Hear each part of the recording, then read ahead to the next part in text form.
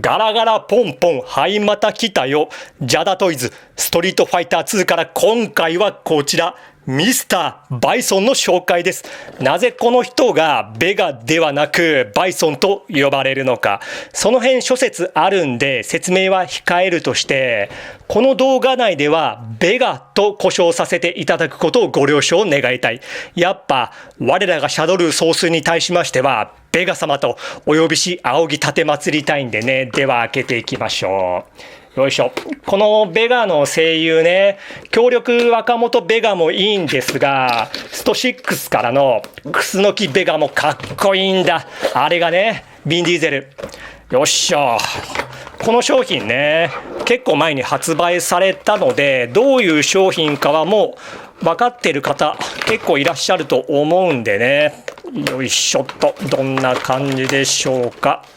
梱包がね、厳重なんですよね。よいしょよいしょ。まだか。ここもか。よいしょ。よし。ほほほ。そうですね。これね、バンドで留めてあるんですね。よし。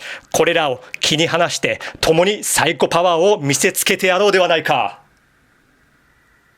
はい。では、最初、マントがついていたんで、それを取り外して、サイズ比較からいきましょう。フィギュアーツ、仮面ライダー真骨頂新1号と、マーベルレジェンドアイアンスパイダーマンコミックバージョン。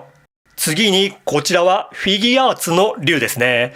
すいません。自分ね、フィギュアーツのベガ所有していないので、そことの比較はできませんが、竜と並べてみるとどうだろう。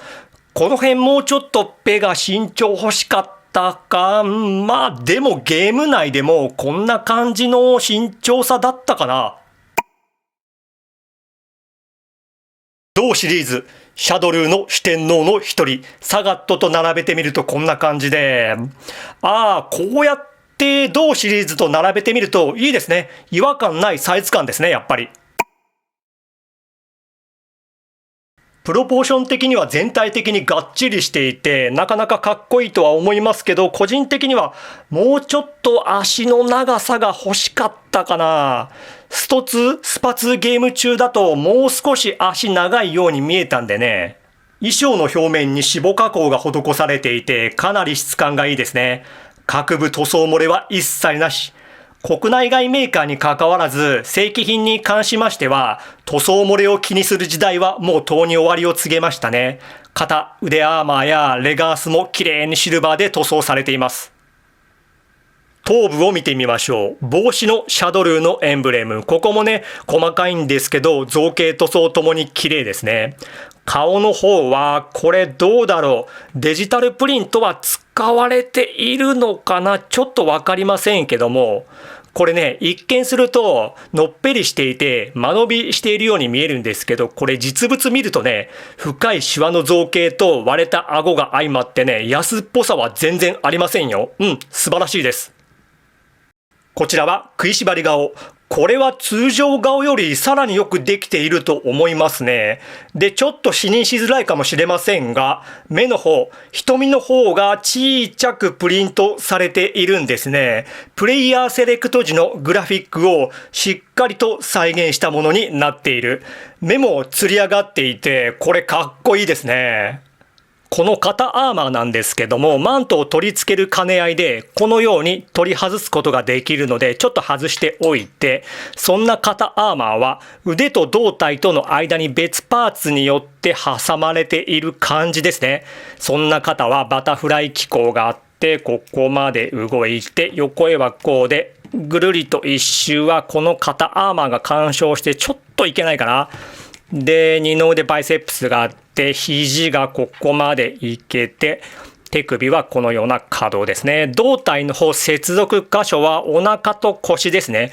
それを踏まえて、後ろへはこうで、前はここまでいけて、お腹の部分でこのように傾き取れて、ここ一周はちょっとできないかな。で、腰の方でぐるりと一周できて、ここでも傾きぐりぐり取れますね。股関節に引き出し機構はなしで、前はここまでいけて、後ろへはここまでかな。股割りできて、ももにロールで、膝が二重でここまでいけて、足首後ろへはここまでいけて、前はここまでいけて、傾き取れて、つま先可動はありませんね。付属品いきましょう。まずはマントですね。肩アーマーごと取り付ける感じ。取り付けるとこんな感じで、マントにワイヤーが仕込まれているので、いろんな表情付けが可能になっています。交換用手首パーツは開き手が左右分と、あとサイコパワーのエフェクトパーツ、これは一つだけですね。幼少期に遊んで刺激を受けたものはどんなに月日が経とうと鮮明に覚えているもので、自分にとってスト2ほど様々な記憶を呼び覚ますゲームは他になくてね、良くも悪くもたくさんの楽しさと少しの悲しさを思い出させる罪なゲームですね。あの頃は良かったなぁなどと真っ向臭いことを10回するにはまだ早い年齢だし、極力口にしないよう心がけている文言ではあるんですがね、ことスト2に関しましては強制的にあの楽しかった時代に記憶を転送せしめられるんですね。中学の時に東京へ行く修学旅行がありましてね、自分地方出身なんでね。で、その旅行のほんの数日前にスーパーファミコン版スト2が発売されたばかりでしてね、まだ購入できていなくて、もうスト2のことで頭いっぱいで修学旅行全然行きたくなかったんですよね。でもね、それならば東京でスト2を買ってやろうと思いましてね、東京に着いてなんやかんやで班に分かれての自由行動時間があるんですね。その俺たちの班がね、やれ渋谷だやれ原宿だと事前に決めたみんなが行きたかった目的箇所に向かうわけですがね、俺はね、そんな観光マジでどうでもよくてですね、いかにみんなの今日ついてスト2を買うかだけに全神経を集中していてですね、そして一瞬の隙をついてゲームを購入することに成功したんですね。今思えばね、あの時俺ね、他人の気をそらすフォース使っていたかもしれない。マジで。まあ今思えばね堂々と買えばいいんですが、他の生徒が悪気なく先生にポロッとチクったらなどと憂いを残したくなかったんですわね。そしたらもうね、ゲーム購入したら家に帰りたくて仕方ないんですよね。先生たちに体調悪いんで帰らせてくれっていつ言おうかとほんとずっと考えていてですね、次の日ディズニーランド行くんですけど、行ってもね、考えるのはスト2のことだけ。何にも楽しくなかったですね、ディズニーランド。ホテルで過ごす夜なんかね、みんなが寝静まった頃、布団の中でゲームを開封しようと思い、あれスーファミのカセットってブリスターに入ってましたよね、確か。なんで箱と擦れて結構音するんですよね。静まり返った室内ならなおさらで説明書をゆっくり取り出しまして、もうね、血眼でずっと何週も読んでたのを思い出しますね。っていうかね、修学旅行の思い出、それだけしかないですね。それ以外何にも思い出せない。